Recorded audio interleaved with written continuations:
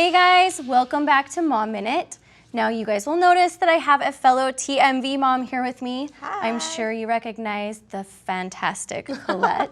Oh, thank you. Thank you for being here. Thanks for having me.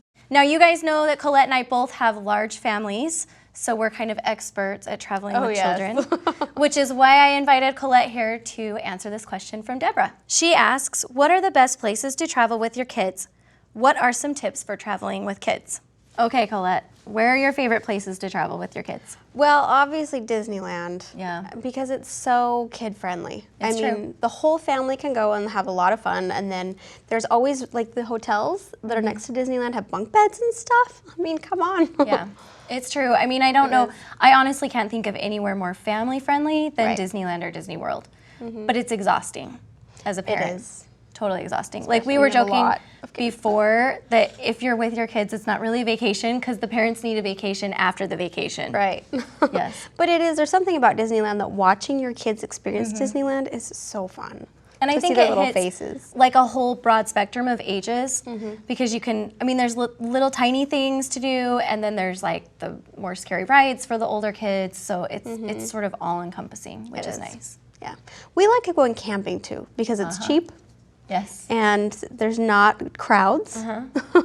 So camping is a fun traveling destination. And with I kids. think camping, it kind of like entertains them for you. Like Right. they just go, I mean, my kids, seriously, they go explore in the woods and they would come back and tell us how they'd found some stones that looked like a chair and it was now the king of the mountain's throne and, you know, whatever. So they would just be for hours out exploring and playing in the creek and climbing the trees, Right.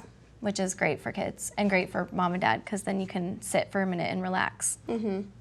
Yeah, when you do big vacations with kids, you have to make sure you have like a lot of time to plan and you have to have a lot of money. So camping is like, oh, we can do this. Have you done a cruise?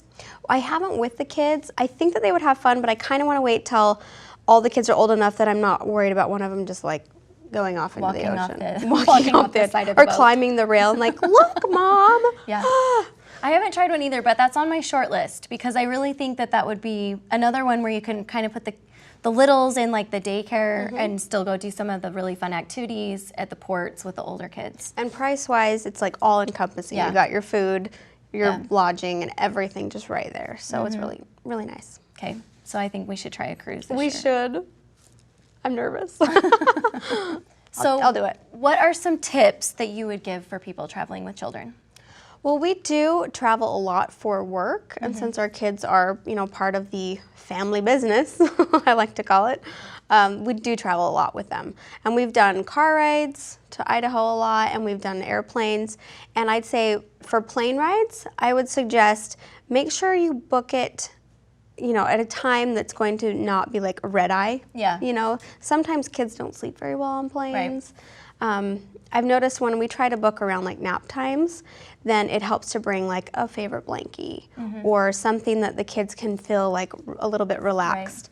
And another tip that has really worked for us is I always buy something new that's Yes. fun for them to play with. Yeah. Because We if do you this just too. bring like the iPad with old games that they're already used They're to, bored. they're bored.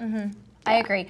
My tip would have been take a really good goodie bag, like for them to play with, like crayons and cards and a new app or whatever, a new Right. movie if they're gonna watch something on the plane, that kind of thing. Yeah. Something that's new and fresh that'll keep them entertained for a little bit longer than normal.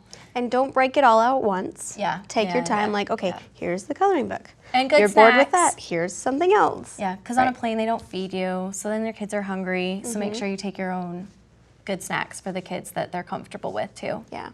And I've also found some people don't like being in the back of the plane, but I like being right in the back where we're so close to the bathrooms, and it's always worked out better for us if we're in the back of the plane. So my tip for traveling with kids, if you're going to like a park or something like that, would be to take a Sharpie and write your phone number on their arm in Sharpie. That's a great And you idea. don't have to write your name because that's creepy. You just write mom's cell and then your phone number. Because I find that like if you try to pin something on kids, they're always yanking or moving their clothes, it gets wet, it falls off. But if your kid gets lost, you want to have some way for them to get back to you. And so what's the one thing you almost always have on you? Your cell phone. So it's a great way for you. And your arm. Yes, and your arm. But like hands get washed, you know, Right. so then you wash it off. So if you just do it on their arm, and we always tell our kids, go up to another mommy and just point at your arm. Because there's no mom on the planet that wouldn't have empathy for Right. that child and immediately want to help. So, True. Good point. but make sure you turn your cell phone on, because that's what we didn't do. And then we lost her. Are you going to tell us that story? So we were in Disney World and we'd been in a show, so I had my phone turned off and we were transitioning from the show to like a ride, and it was raining, so everyone had on ponchos and looked very similar. And somewhere in that transition, we got separated and CGH4 got lost. And we didn't know she was lost until we got clear over across the park on the other ride, and we were dividing kids up and she wasn't there. But along the way, here's the funny part. Along the way, we had stopped and taken this family picture. We were like, oh, it's raining, it's so funny, let's take this group shot. And snapped a picture really quick, and it wasn't until way later that we realized she was totally not in the picture. We didn't even know. Poor thing. So Oh my gosh. yeah, when I finally remembered to turn my phone on, there were like 20 text messages from this Right. guy. He was like, I'm seriously under the yellow dinosaur. Will you please come get your kid? It was so At least sad. somebody was like, I know, "I they will had her. They find were you." trying so hard to get a hold of us, and we just didn't have our phone on. So turn your phone on. Learn from my mistakes. Well, we've done that too. We're like, the best place to go is Disneyland, but we both lost our children in Disneyland. So good thing Disney's a very family-friendly place, true. and you will get your child back in the event that they get lost. Yes, and they actually told me, they're like, don't worry, we've never had a kid leave the park. So That's good. yeah, That's really good and they've to know. had a lot of kids get lost. Yeah, well, it's obviously. hard. It's really, I mean, it's a busy place, and it's hard Yes. not to lose them. Okay, so do you have any good tips for traveling in general? One tip that my brother and his wife do a lot, because they have a lot of children, is they will wake up really early if they're going to go on a long car ride, and they'll get up like 2 or 3 in the morning and put the kids in the car, and they'll sleep for half of the car Right. ride. I mean, the only problem you have then is then you guys have to sleep too eventually, but if you trade off, then that works well. And another thing that they do is they have a buddy system where each kid is in charge, like an older like that. kid is in charge of a younger kid, and they need to stay together. Like stay with your buddy always, and of course stay with mom and dad. But if you do get separated, then you have somebody with you. Yeah, that's a good one too. I like that. I mean, there's really, if you have a big family, there's not really a way to do it perfectly. I mean, ultimately, you're going to probably, unfortunately, lose a kid. And scariest one for me was losing Bailey in New York on the subway. That was Oh, awful, right. terrifying. So everyone got onto the subway, and Bailey was still on the platform, and the doors shut, and the subway went away, and Bailey was still there. So that one was terrifying. So did she know to just stay there? Well, yeah, I mean, as we were driving away, we were like banging on the door, like, stay here, don't move, you know, and I'm like having these visions of some creepy guy stealing her.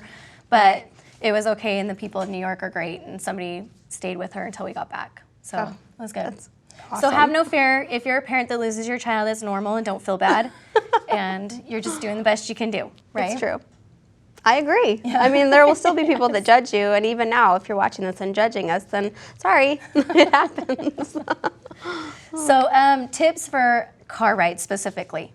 Car rides specifically have lots of snacks, but not a ton of liquid. If Oh, yeah. you have one that has to pee all the time. I'm a drill sergeant when it comes to the liquid in the car. I'm like, nobody can have water. Right. Nobody gets a drink.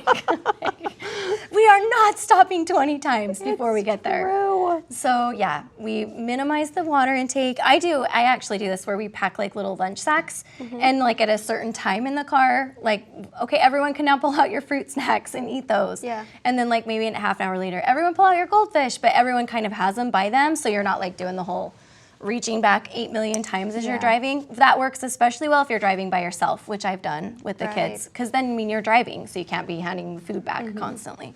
But Exactly. And then there's the typical, sing songs together, play games. It really does work. It might sound cheesy, but it works, and it kind of bonds you guys together. what games do you guys play?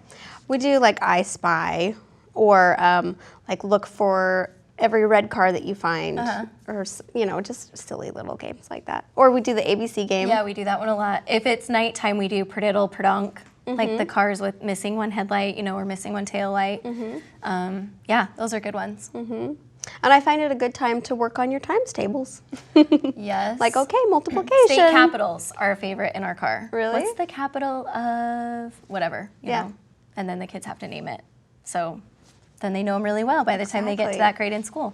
and spelling. Our kids had a spelling bee once when we were going to Idaho and we were coming back. I'm like, all right, here we go. You're out. Get out of the car. You're out. You lost.